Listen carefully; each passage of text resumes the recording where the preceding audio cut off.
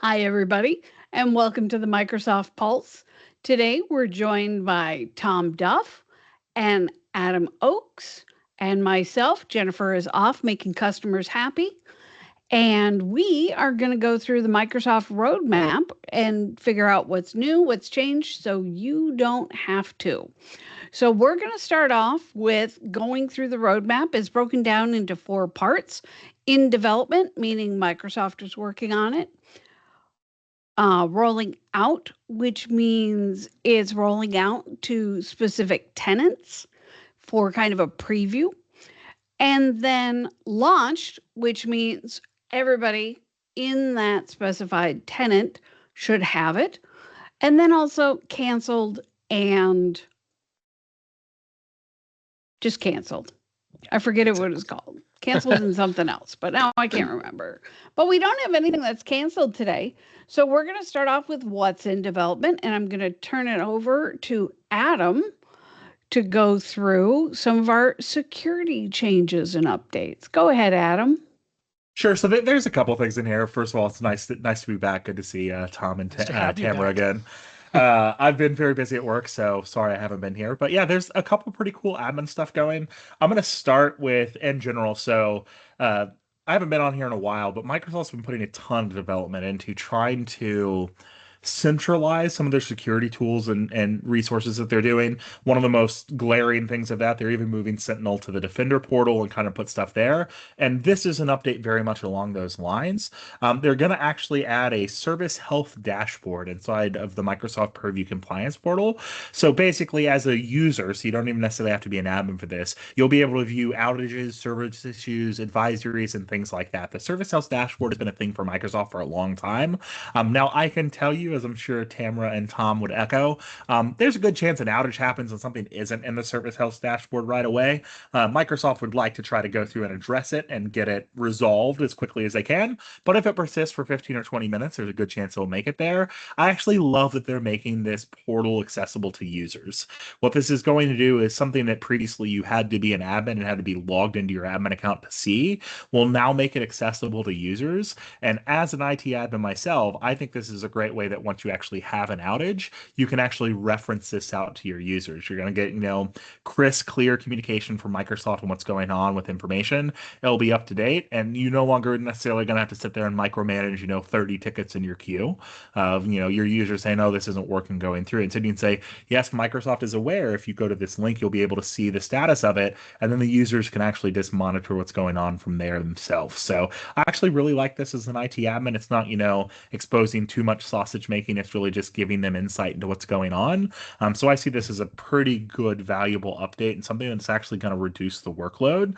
So happy to see this. It's actually coming worldwide, scheduled for March, so sometime next month. So really happy to see that coming through and what we'll be going through with it. Great. And then why don't I go ahead and take Yeah. some things from development before I let Tom loose on what he likes in development, which is pretty much everything. So, Microsoft Teams automatically update your work location through your organization's Wi Fi.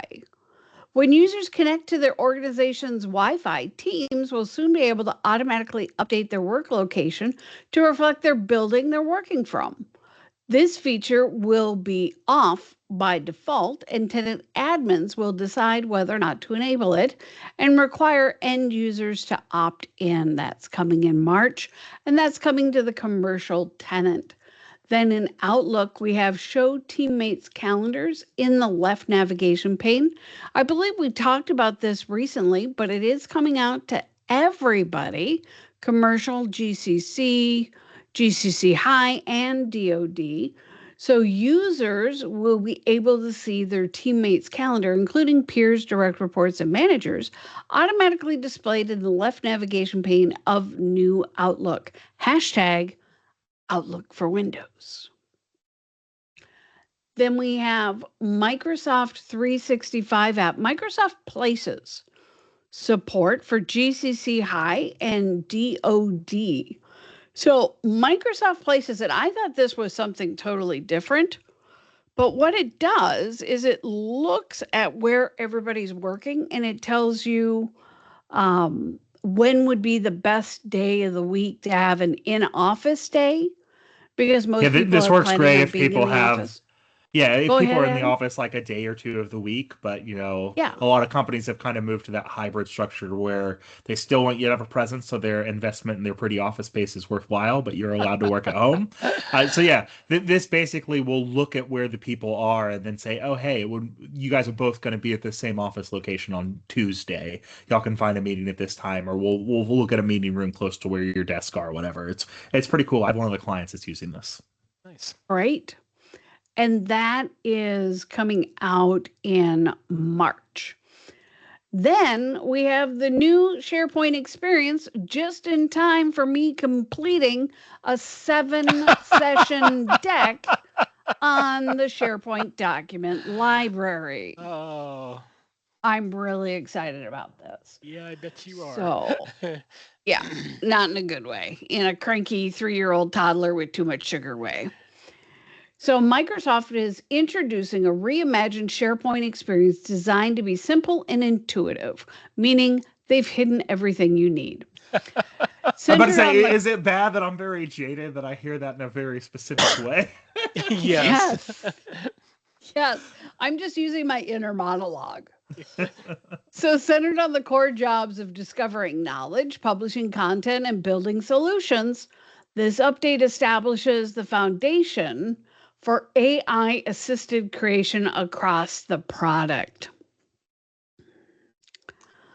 This includes an updated information architecture, because everybody's already comfortable with the no subsites. Oh my God, it drives people crazy. And cohesive design language, delivering a clean, consistent experience across all surfaces, except for my 7 PowerPoint presentations about the SharePoint document library. This one truly scares me. I don't know what they're going to do. I've seen some That's why of it. Scares me. And like the new button went from over here to over here. Now it says I'll give create Microsoft upload. a little bit of credit. I think for the most part, normally their redesigns have been pretty decent, and I think when they're not, they pivot pretty quickly. Like I hope so. I'm cautiously optimistic. Well, good, because we need some. Although I would like to say, out of the three of us, I use SharePoint less than the two of them significantly, which is probably Yes. why I'm cautiously optimistic. Yes. But that's due out in April, but that's coming to everybody. Commercial, GCC, GCC High, and DoD. You can run, but you can't hide. No. So there's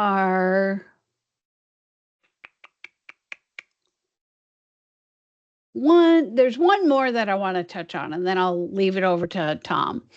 Microsoft Teams enable customers to book appointments from a live chat widget on your website. So Microsoft Teams live chat widget lets customers engage in one-on-one conversations with your business directly from your website. And now it also enables appointment scheduling. I think that's going to be great because you can be going through having that one-on-one typed conversation. But if you're like me in my age group, you get tired of typing and you're like, just pick up the phone. And so this will be picking up a whole meeting. The one thing I'll say for this, as a advice to the fellow decision makers and admins out there, because this is something I'm having to qualify right now. Spoiler alert, one of the things I'm doing, why I haven't been here, is I've been working on deploying a new ticketing system for my team. The interesting thing is, if you turn on this feature, you then have to have people available to chat. Yes. So make sure you're taking that into consideration. I think the gut reaction typically going through is, oh, hey, chat would be nice to add. It would make it, easy for our customers to interact. But keep in mind, you then need people there to answer the chats, and it can't be like, typically if you need someone that's available to chat, they can't be, on the phone with someone else while they're doing it. So, yeah. Right. And if they're already working 60 hours a week developing solutions for your customers, yeah. And if you blow it with their first experience with this, they're not going to come back. Exactly. So. Oh, last thing. I swear it's the last thing in development. But wait, there's more. OneDrive set a custom name for the OneDrive sync folder. I'm very excited about that. Interesting. IT admins, though, will be able to customize the local OneDrive sync root folder name on users' Windows computers. By default, their folder name is OneDrive-organization name. Right. Which can consume valuable path link for deeply nested files and folders. Because you could only have 256 characters in a file. Right. Right. 255, excuse me. If you put it in a folder within a folder within a folder, you're done. With this new policy, admins can set a shorter organization-specific folder name, reducing the path length issue and giving users a cleaner file system experience. And that's coming out in April. Cool. I have one more family to talk about, but Tom's going to unknowingly segue perfectly for me. So we're going to let Tom go, and then I'm going to pick up at the end of his. Okay. Because Tom's going to talk about Copilot, because Tom always talks about Copilot. Yes, Tom does. So first one we have is SharePoint lists in Contact IQ or Context IQ. So this is where when you're doing a chat within Copilot and you do a /, that's activating Context IQ, and that's where you can give it, a file or give it a video or give it something that it's going to use to reference and ground what it gives you as an answer. Well, now what they're also going to include is you can give it a link to a SharePoint list. So if you have a list that has, contracts or something like that, who knows, you could say, hey, for this particular chat prompt that I'm giving you, use this SharePoint list to give me an answer, which I think is really cool because that can be very applicable and very specific information that you want used to give you a decent answer. So that's coming in March. It's coming to the worldwide tenant. So you'll have to wait if you're in GCC, GCC High, or DoD like you do for most of the Copilot stuff that comes out. But I think that one will be very useful to people. Second one, and this has been on the list before. I don't know why it keeps making an appearance, but the Microsoft Copilot. Because they changed something for it. Yeah, really. Description or something. Yeah. Or the thing is like, this used to be in rolling out, but it's now in development. We apologize for any inconvenience.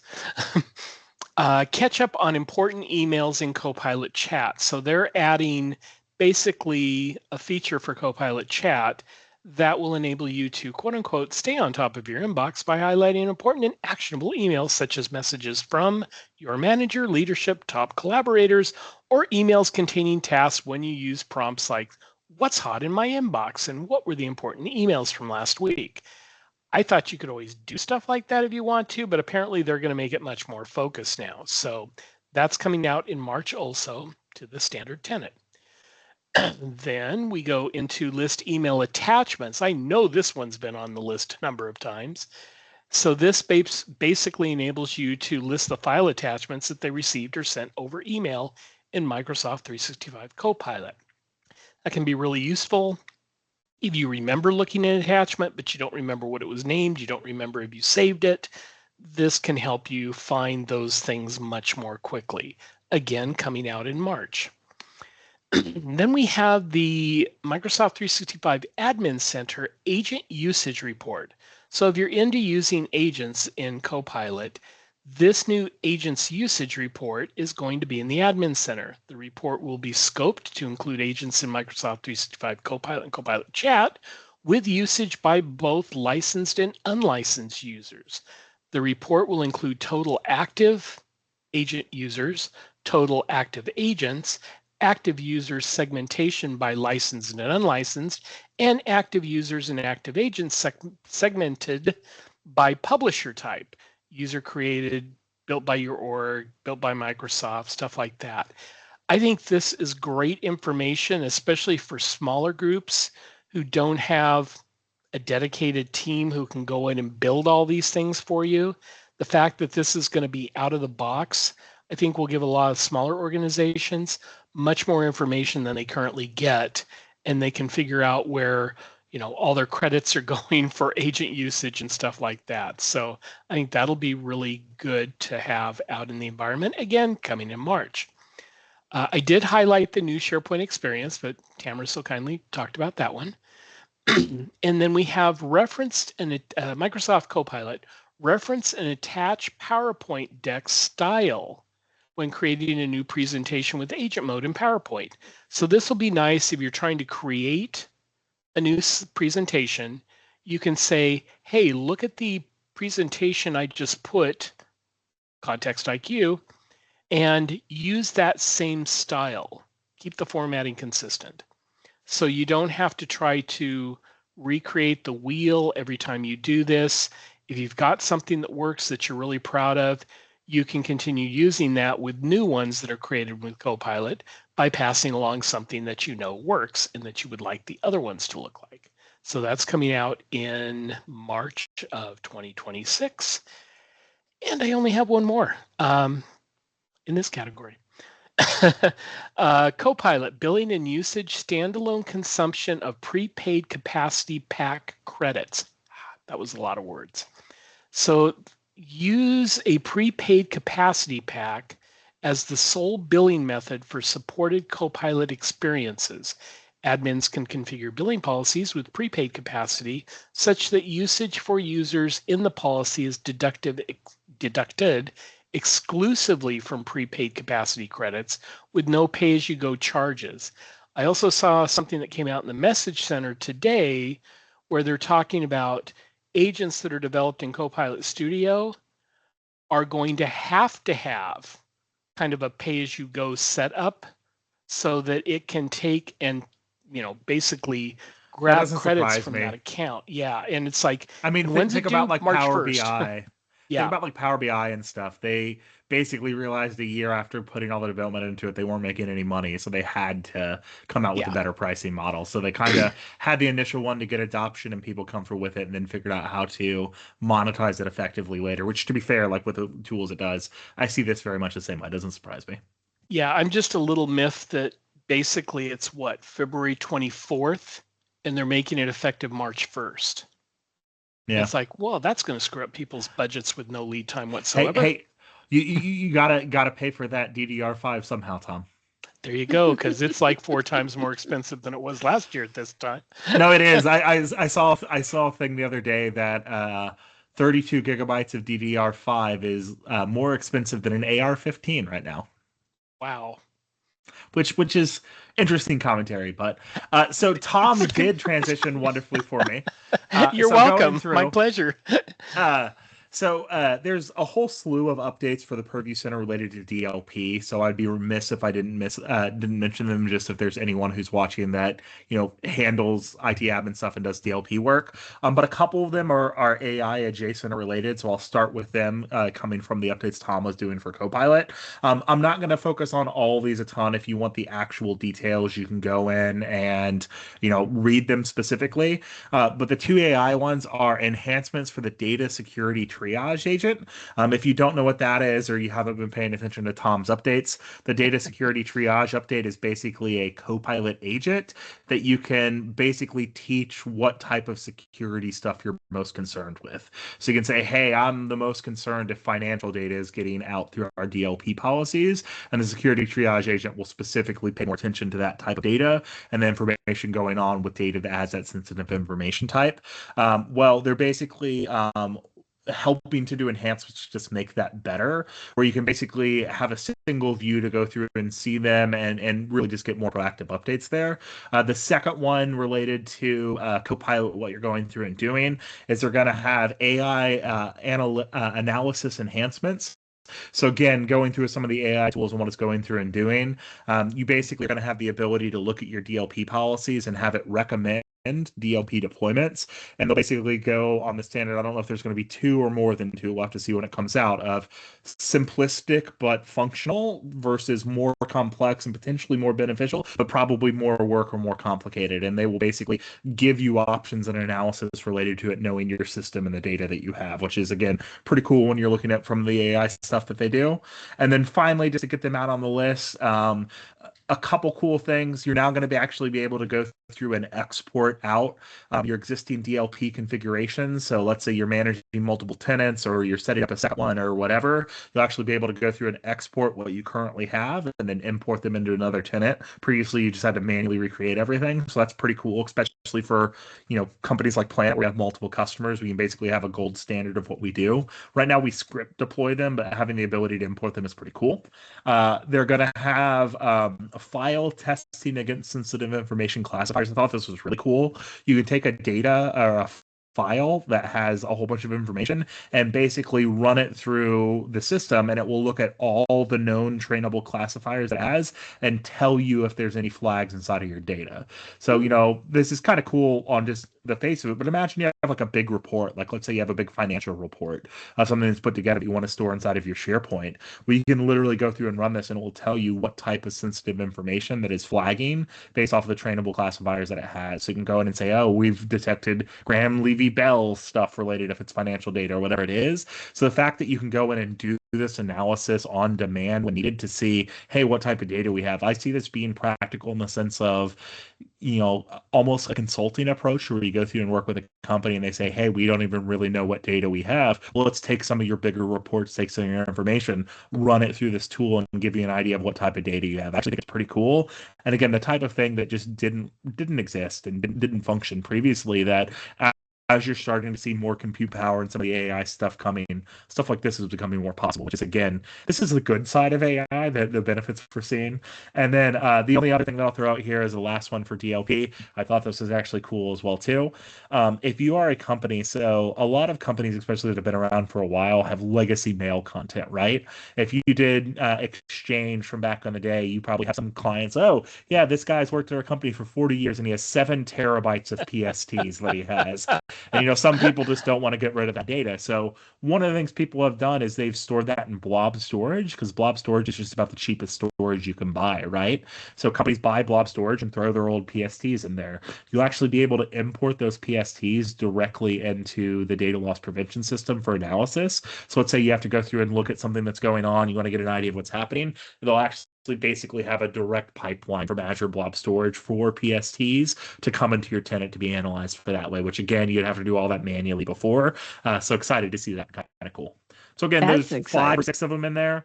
Some of them have some really cool functionality. If you're interested in any of them, I advise you to go through and check out the roadmap and dig into them, but at least wanted to cover them from a high level because all of those are coming in either March or April, most of them being April. But so some pretty good proactive updates coming to data loss prevention. And specifically, when we look at some of these, they're starting to really leverage some of the compute power and stuff to do things that just was not possible previously. I'm sure there are going to be people that don't pay attention to this update at all and are still doing stuff manually when they could be saving many hours leveraging some of the stuff. So pretty cool to see. Well, and I thought the one where you could put a file through there and have it check against things. Everything. Yeah, it's pretty cool. Yeah, I think that is really cool, especially if you're... I mean, I could see that being applicable to your job as well, too, right? With some of the stuff that you go through and do. There's some pretty interesting stuff there. Well, yeah, and if you're sitting there saying, hey, I've got this report that we need to make available external on, some regulation or something like that, being able to run this through some sort of a checker like that to make sure that you haven't inadvertently expose something you shouldn't be exposing. Yeah. Put my social security number on it. Yeah, like it blows up afterwards. I'm like, oh God, who checked for that? I don't know. That was my job. Yeah. Now you've got something that's a great double check, better than what you could do, making sure that what you're putting out in public is not going to come and bite you later on, at least for exposing data. Yeah, definitely cool. Cool. Great. Adam, why don't you roll us on over to rolling out? See what I did there? I did. That was a good pun. There's a couple admin things in here. I think probably the main thing that I'll look at. There's 2 things that I think matter for admins here that I want to. I guess 3 kind of. So there's 2 updates for Defender. So one I thought was kind of interesting but low hanging fruit. Users are going to have the ability now with Defender Plan 1, which is the entry level Defender. E3 has Plan 1. So they're going to have the ability to be able to report messages. So in the same way that right now you get a sketchy email or something, you have the ability to go in and report report that email. That functionality doesn't exist unless you have premium licensing to do it through Teams and stuff like that. So now just coming for Defender for Plan 1, people can go through and do it. So what I really think this is probably going to be used for is, an external user hits up someone on Teams because you have that open because you want them to be able to collaborate with other companies, and they get a scam message or they get, oh, hey, it's your CEO. I need you to go buy me an Apple gift card and send it to me. They'll have the ability to report that, I think, and having that report function just gives you a little bit better breadth as an admin of, your users proactively looking at it. Anyone who has to manage mailboxes right now knows getting end user reports of sketchy stuff makes your life a lot easier than, after the fact realizing it's happened. So that's coming to Defender, which again, low hanging fruit, but I think that'll be good. There's another one which is kind of interesting. Admins can now block external users into Teams from the Defender portal. So again, if you have Plan 1, so coming to E3 licenses and stuff like that, you'll basically be able to go through and choose to selectively block external users from sending messages. So you already could do this for like whole domains. Users, or is you it can select you can target it. They technically don't specify. I take this as you can block specific ones. It's easy to block external users as a whole. Those are just organization-wide settings you can go through and set. So I took this as you could have it so people could message, but if like, hey, this one user has messaged my users 3 times, or even I could even see a certain situation, like let's say you had an employee leave on bad terms, and they start trying to harass people over on there, you'll have the ability to go in and target block them. So I thought that was pretty cool. And then final one from my side. Can I put just something in real quick? Of course. For that particular one, they do have a note in the description that says updated January 28th. We were pausing rollout at this time. Yeah, so I imagine there's been some problems with. I saw a good catch for me not mentioning that. I imagine there's been some problems with the blocking. So really, this update is probably in there because they're pausing it, but they're not abandoning it. It's not canceled. So I imagine it's still going to go through and come. And then, final one from my side for me to go through and mention, just because this is kind of admin-y, Microsoft Entra app deactivation. So basically, if you have apps that you're going through and doing, and you have like Entra protection on top of it, you actually can go through and pause it without deleting it. This is going into like app registrations and stuff. So if you have like integrations with third-party apps, I think you've plugged in Salesforce, or you've plugged in third-party tools that go in and leverage Entra to sign into the system for your users. Well, if you're having a problem where maybe they're having a security issue or something like that, right now, literally all you'd have to do is go in and delete the actual key that's going through that they're using, which would not be good. You'd have to recreate everything and reset it up. So you actually have the ability to pause it, where it'll basically deactivate it so it's not active, but not actually remove it, so you can choose to go in. So maybe there's a service disruptive going on. Maybe, like I said, it's a security issue, but you don't necessarily want to remove it from your system. You'll be able to pause it. Right. And then I have just one thing in rolling out. Microsoft Teams create custom templates for immersive events in Microsoft Teams. So this release brings the next evolution in immersion, collaboration in Teams. Designed for creators and event organizers, these new capabilities empower users to create, manage, and use immersive templates for immersive events in Teams. I see everybody in the same pool swimming. And save those templates to collect to use in future events directly within the Teams Meet app. So users can save customized immersion events as reusable templates to an immersive collection and share them with others by adding co-owners and members to the collections. Now that's coming out to the worldwide tenant, the commercial tenant. Not coming out to GCC, GCC or DoD yet, but I think that's going to be very helpful as opposed to having to go back and recreate the wheel every time. Tom, what do you have in rolling out that's a delighter for you? I have 3 Copilot items. First one is Copilot Chat, and these are all, the first 2 are both Microsoft Edge related. So the first one is Microsoft 365 Copilot Chat. Access to page content will soon extend to work across multiple open tabs. So right now you've been able to ask questions about an open window, and say, hey, explain to me what's going on this page, blah, blah, blah, so on and so forth. Well, now this is going to extend that out so that it won't only just look at the open page, but it will look at all the existing pages that you have open, which for some of us would be like, well, you just asked me to explain the dictionary because I've got 47 tabs open.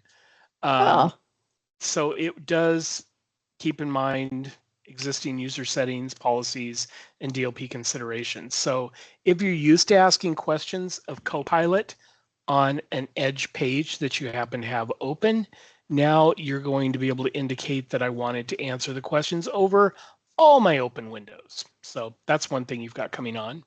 Second one is ground Microsoft 365 Copilot chat in Edge for Business in your open YouTube videos. So get relevant answers and insights about your open YouTube videos and Copilot chat. Now, I will just tell you, when this hits our tenant, I'm going to go out to the video of Tamara and I at the Lucy Darling show that went viral for about 2.2 million views and ask them to give me a summary of this 2.5-minute video, because I just can't wait to see what it will come up with as an answer to who are these people? Why are they there? So that'll be fun to do. And then the final one is Microsoft Copilot Word Agent. So Word Agent enables you to handle research structure and formatting so you can stay focused on your ideas. Use multi-turn chat. I'm not quite sure what that is. I'm guessing reply and response to read or to refine your draft or open it in Word for full editing and collaboration. It's designed for long-form, information-dense work like strategic plans, policy documents, and technical papers, making it easier to turn complex material into clear, well-written content. Available to Microsoft 365 users. I like fivers, though. We're changing the user group name now. There you go. We're the fibers. M365ers. Yeah, with or without a Copilot license. So pretty much everybody in the worldwide tenant will be able to take advantage of that, whether or not they have Copilot. And this kind of goes back to what I've noted a number of times here in the last couple of months, is I'm seeing more and more things that are AI related that they're allowing you now to do without a Copilot license. So I think what Microsoft is trying to do is, instead of saying, well, we're not having people buy $40 per person per month licenses, but we want to give them the experience, free like a puppy, to be able to go in and do some of these things, even if you don't have a license. And, oh, look, isn't this great? Wouldn't it be great if you had the full experience? I just see more and more of that AI-related Copilot-like experiences coming for people who don't have that licensing. So I think that's cool. Anything else? No, that actually takes care of rolling out for me. Now we can go to launched. Great. I'm going to go first and launched. Microsoft Teams, the new workflow app experience in Teams and SharePoint. So the new workflow app is to provide an experience that is both simpler and faster to enable everyday Teams and SharePoint users to create automations in 3 steps or less. Now, this reminds me of that old, long ago, showing my age, 3-stage workflow that was available in SharePoint. You didn't have to go to SharePoint Designer. You could do it in SharePoint. Now, the item was still in development for production release, and Microsoft apologizes for any inconvenience this delay may have caused. So now it's launched, and you can use it. Adam, it always confuses me when Yeah. you leave that in there, because I don't know whether this means you just didn't clean up the description or whether it's in launch, but it's really not. Right. It's launched-ish. Yeah, it's a launch adjacent. Yeah. So, Adam, what do you have, sir? Yeah, I think it's worth mentioning. I'm not going to read through all of these. There's an absolute crap ton of Microsoft Edge updates, specifically around version 145 of Edge. That's a scientific term. Yeah, Crap I'll ton. mention a couple of them. So if don't any touch of the these strike your Copilot one. fancy, Just so don't I'll touch leave the the Copilot Copilot one. one for Tom. But they're doing stuff like adding protection against malicious side-loaded extensions. there's AI generated applications that Tom may touch on as well too.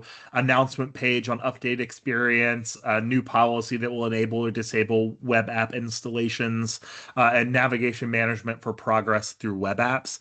Whole bunch of stuff in there. So if any of those sound interesting to you or Edge is particularly relevant to you and your organization, you may want to check out the launch section on a whole bunch of stuff that's now live. Although because it's launched, there's a good chance you're seeing it in version 145 as it comes out. And now to talk about the AI and Copilot ones, Tom. And there's only one theoretically here. Microsoft Edge, you can now add, summarize, and explain Copilot actions in a PDF reader. So they're expanding their existing Ask Copilot integration for the built-in PDF reader that now comes in Edge with 2 new actions, summary and explain. These options will allow users to generate a concise overview or simplify complex content in a PDF or selected portion. These new actions build on the existing Ask Copilot integrations and follow the same enterprise controls and policy. So I think it's really cool. You can be looking at PDF and go, hey, help me here. This is a 500-page PDF. Summarize it for me and explain it. So that's good. And then the other one that I think Adam may have just mentioned briefly, but I think it bears repeating if he did, and that is announcement page on update experience. So Edge for Business will introduce a What's New enhancements page to the Edge update experience. This page will help you understand how best to utilize the power of the browser's new features for maximum productivity. I think this is great because a lot of time browser updates happen and you're going, okay, what changed? I don't know. And you really don't know, is there something I should be taking advantage of or should I just let it go? I don't know. I think having a page that pops up when you get an updated browser version to say, hey, here's what's new, and you actually have something spelled out for you to say, oh, you now have this feature. Like you can ask for summaries and explain on PDF files. I think that's really good in order to be able to allow people to be more effective with the tools that they have and just not do it because that's the way they've always done it. So, and that's really all I had. Great. And that's the whole roadmap. But I do have a question for you all before we adjourn. This question came up when we were doing a training session called When AI Lies, Detecting and Mitigating Hallucinations. And somebody put in the chat, I have a coworker who bought a PDF manual. It's copyrighted material, and it's $300 per PDF. That person then took the PDF file and fed it into AI and had AI develop a deck off of the 300-page manual.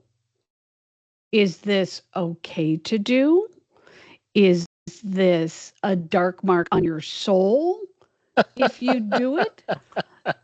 Is it ethical? Yeah, so Tom, do you want to go first? I'm happy to reply here as well too. I have opinions. Yeah, I'll just throw it out.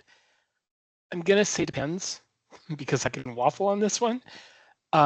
If you were taking material that's copyrighted like that to develop a paid presentation that you can give to other people, that would be questionable in my line of thinking. However, if you had paid for this product internal, you've got the file as part of what you paid for, and I'm trying to train my internal people on things, I think saying, hey, can you help me put together a training deck on this so I can more easily share this and make people effective with the new tool? I would be much more comfortable with that as opposed to trying to develop a paid product based on something that was copyrighted from another source. And it's probably not all that much different. It probably is, splitting hairs at that point. But depending on how you're using it, I think it could be okay in that second scenario. How about you, Adam? Yeah, so my thoughts initially kind of follow along with Tom's. I think to me, the conversation is around fair use of the original document. There you If go. the intention of the PDF is that an organization is going to purchase it and then they can share it amongst the people in their organization to view it, or they can have someone consume it and then go to educate their resources on how to use it. If that would be in line with the intention of the normal functioning of the manual, then at that point I see that AI is largely a tool you are using to make the exfiltration of data that would otherwise be fair game for you to share and exfiltrate fine. If however, I think there's a couple things that make this slippery. So in a situation of like um a situation of stuff where it's like Copilot in someone's tenant, then that information is internal, and that's probably okay. Again, as long as the original PDF is intended for someone to purchase and be able to use that data or the information in it across their, because some people will say very clearly, oh no, you need to purchase a manual for each one of your users. If that's the case, then I feel like that's getting around the fair use of the document, and you shouldn't do it. I have a lot more worry about, and I mean, this is not to get moralistic, this gets into how AI was developed as a whole. A lot of the tools out there just ravenously consumed copyrighted material with no real qualms Guidance. about no guidance, no rules, and no qualms about the fact that what they were doing was copyrighted material.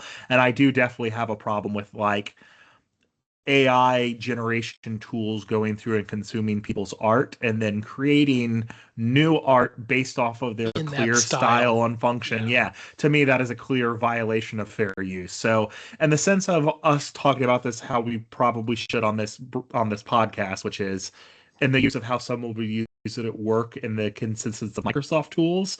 If again, as long as a PDF is fair use for you to disseminate that knowledge in your organization, I don't have a problem with that, because I think go there and do it. I would have much more of a problem if you're taking that and then providing that, as Tom said, to clients or to people that wouldn't otherwise have access to that information, or that violates what I would consider the spirit of the fair use doctrine of the person who originally developed that. But again, holistically, I'll say with AI as a whole, there is not nearly enough regulation around it, and specifically the public facing stuff. Like, I don't think it'd be okay to take that PDF and upload it into ChatGPT publicly, or Copilot publicly, or Dolly, or any of those, because at that point you're taking someone's copyrighted legal material and putting it into something that doesn't have any rules or policy they're going around to use it for recognizing those training. compromised. Yeah, exactly.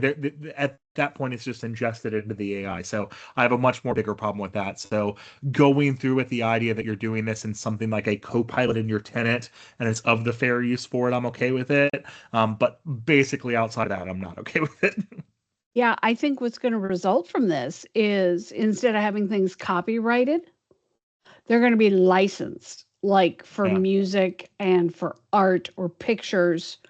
So you can have for personal use, or you can have for editorial use, or you can have for profit use. I want to use your base material in what I'm going to use to generate a profit. And I think we're going to see that small, medium, and large licensing just out of self-defense. Well, yeah, it's one of those things too. Like, again, we don't need to go out too much on a tangent on this, but I think it's an interesting topic.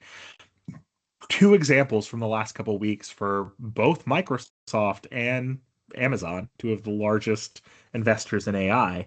I don't know if you guys saw the news story. Microsoft was using stolen, copyrighted, infringed Harry Potter data and information, and something that they released is like showing how to use Copilot in some of their training videos, and it was just straight up using copyrighted Harry Potter stuff inside of it, and got Wow. noticed, and they took it down. But like, they were clearly using copyrighted infringed material in their Copilot that they were making public for people to see. And I may be getting some of the slight details wrong there, but it's something along those lines, that they basically were using clearly copyrighted material, not in a way that they were approved to do, as part of the videos. And I'm sure it was like a person put this together, and Yeah. how any company works, released it as a thing. I'm sure this was not a malicious decision by Microsoft to go through and deal this and steal, J.K. Rowling's intellectual property or whatever it was. But I think that represents the slippery slope with AI. And then the other thing, which is a little less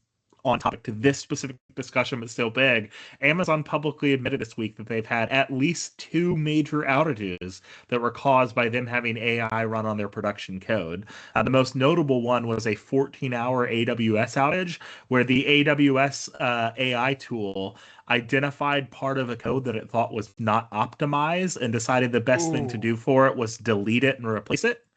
And it took down AWS for like 12 to 14 hours. And they came out and said that, oh yeah, this was like, and their justification for it was, well, this could happen with a user doing it too. It just happened to be AI and stuff like that. But basically, they came out and admitted that 14 hours of an AWS outage, which is probably represents millions, if not billions of dollars to different people, was caused by them having an AI agent running. And I mean, I think this represents the bigger conversation as a whole that to get on my soapbox for a moment, like we don't have nearly enough regulation and policies designed around this. I also think it's kind of interesting if you look at some of the what you'd consider titans of the AI world, people that have been leading experts in this over the last decade or so and talking about it. If you look over the last year, some of them have resigned from their positions because they don't agree with the direction that some of the stuff with AI is going and there's not regulation.